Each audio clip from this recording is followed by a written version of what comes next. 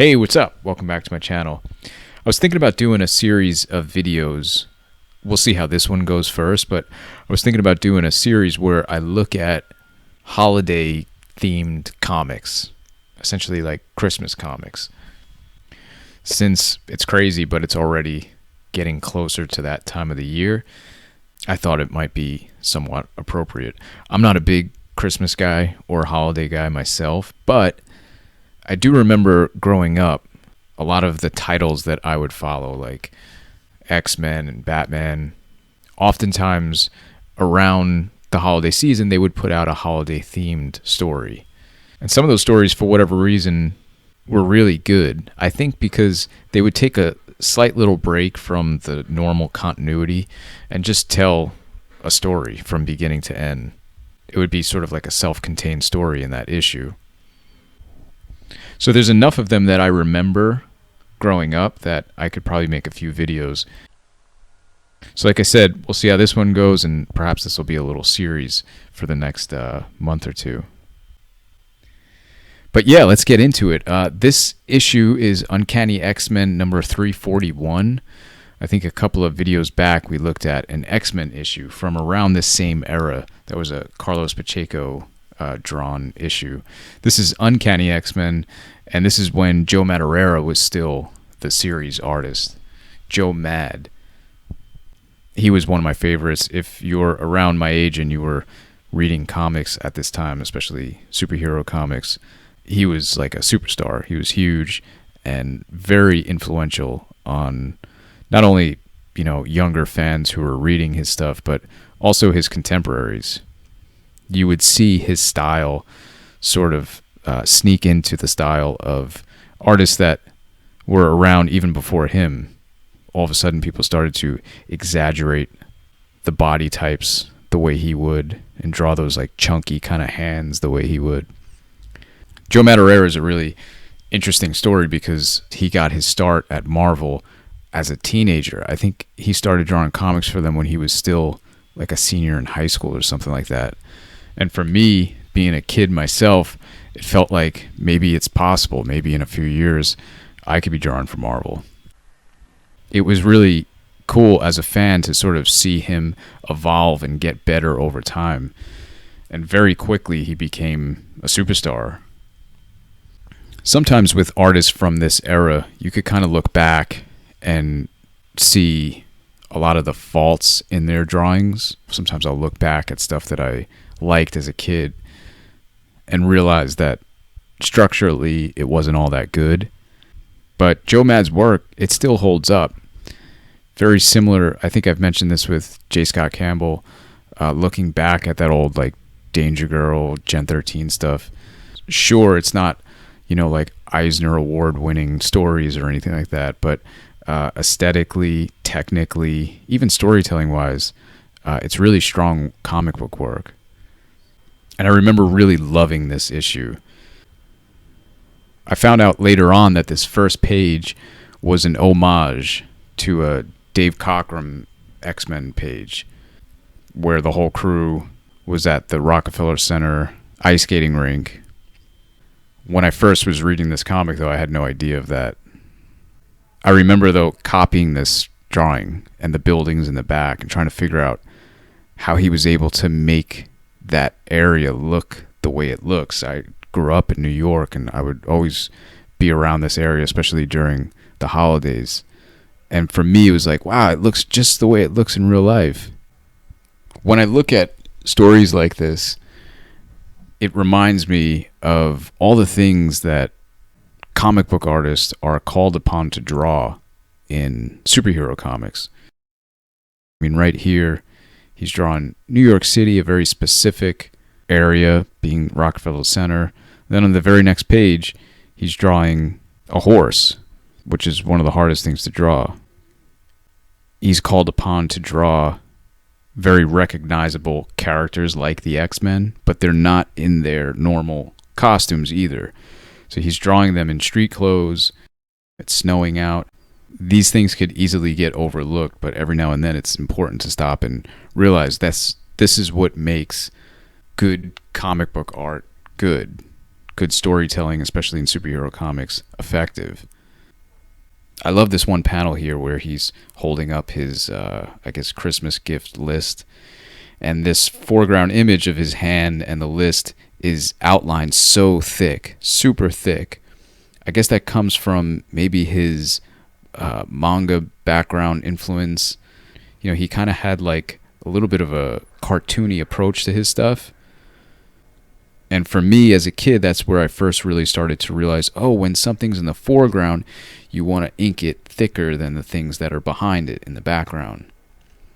This is sort of an extreme version, but aesthetically, I think it still looks really nice.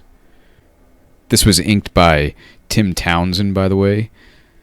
And Tim Townsend inked Chris Bacalo for a while, I think still does. Looking at it now, it had to have been really tricky inking this stuff because it really walked that tightrope between kind of traditional 90s comics with some of the cross-hatching and the grittiness. But Joe Mad had this extra component, which was this really cartoony, animated Japanese kind of style, which at the time wasn't really prominent in American comics. He's sort of the one who kind of brought it to the mainstream. So for an inker to kind of read those pencils and walk that fine line between both the American and the Japanese influence with very little reference prior of how to approach that, I feel like Tim Townsend did a fantastic job with this stuff. And man, Joe Mad's faces, his body language, the expression, these drawings just jump off the page. There's so much life and expression to this stuff. FAO Schwartz over here, another, place that I would go to as a kid. This obviously makes it look a lot cooler than it was in real life, but he was taking these real life places and just making them look so lively and interesting. Look at this kid right here. It's funny. I remember looking at this drawing of this little kid from the back running. It was one of those things that as a kid, it was inspiring for me to see that an artist would obviously spend just as much time on a very, very background character as he would on, the cool looking superhero. This is when I really started to get into drawing crowds and background characters, and there's like little stories going on. This dad is yelling at the kid over here, and it just makes the storytelling and all the characters and everything that's going on that much more believable. And then here the action starts. We get introduced to our villain, Gladiator. And this is where Joe Mad really thrived. It was this big action sequence, power. I mean, it felt like you were watching a blockbuster movie. Stuff was just popping out of the panels. There was lines everywhere. And then here we are, now another quieter moment where it's a little bit more, I guess, romantic. And here's this awesome scene of this horse and carriage floating through the New York skyline. That's awesome. I would love to see the original art of this page. It looks like there's a color hold on those buildings over there, but I wonder what that looked like on the board. Or I wonder if he drew it separately, because you got to keep in mind this stuff back then, this was drawn on actual paper. For any of you younger artists out there who might be listening to this, 99% of comics at this time were drawn traditionally. Pencil and ink on Bristol board paper. This was a cool little one-page sequence too. This is supposed to be Bob Harris. He was the editor-in-chief at the time. And he's actually in the Marvel offices. They don't say it, but in the caption box over here, it says 387 Park Avenue South, which is the Marvel office address. I don't know if it was before or just after this issue came out, but around this time, I think I mentioned this in another video, but I went on a tour of Marvel Comics, and I'll never forget that address there. But it's just a cool comic that touches on Christmas time in New York. I think this is supposed to take place on Christmas Eve itself. There's some real life kind of tender moments happening. You get to see the X-Men as civilians walking around New York City, Christmas shopping, and then you get obviously all the action, cool, fun stuff that every 12-year-old back then wanted to see. But in 22 pages, it tells a really complete story, and there's a wide range of things to sort of gawk at, artistically speaking. Even the way he draws snow throughout this comic, like it's almost paper mache or something like that. To this day, when I'm drawing snow, I'm kind of referencing this stuff.